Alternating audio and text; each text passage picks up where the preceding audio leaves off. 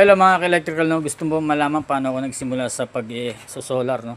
So simula noon, nag-umpisa lang ako ng isang solar charge controller, then isang inverter. So halos ganito ka setup lang rin dati noon, no? Dahil gusto ko makalibre ng electric fan kapag gumagawa ako sa labas, lalo na kapag day off ko, no? Siyempre mainit sa labas, sa kailangan mo ng electric fan, then medyo malangaw. So doon ako naisip na mag-DIY ng solar setup. Applicable sa atin to dahil napakadali lang. May mga YouTube tutorial dito sa mga online, no? Online platform. Then pwede kang magtanong at sa mga taong naggagawa ng mga naunang solar setup. So ito, hanggang sa umabot na ako dito sa ganitong setup, no? So bakit nga ba ako nag-decide na mag-solar? So dahil nga malaki na ang bill sa kuryente.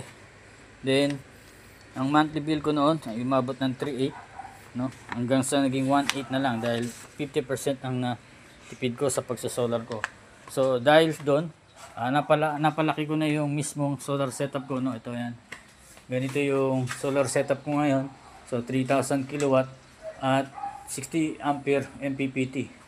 At dahil diyan, gagawa na rin ako para sa iba, para makatulong din at hindi ganong kamahal ang kailangan mo para makapag-solar at makapagsimula. So tips ko para sa inyo, mag-solar, simula na maliit, kahit ilang ilaw o i-charging lang. Aralin mo, maraming libreng resource sa online. Huwag matakot mag-DIY. Ako rin nagsimula sa wala, no? So aral-aral lang sa YouTube at sa ibang platform. Ngayon, ako'y gumagawa na para sa sarili ko at para sa iba. Kung kaya mo, siyempre kaya ko rin. Kung kaya ko, kaya mo rin. Solar is not just for rich, but it's for everyone. Gusto mong makatipid at maging praktikal.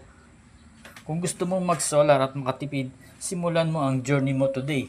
DM mo ako kung may tanong ka para malaman ko at ma-assist kita.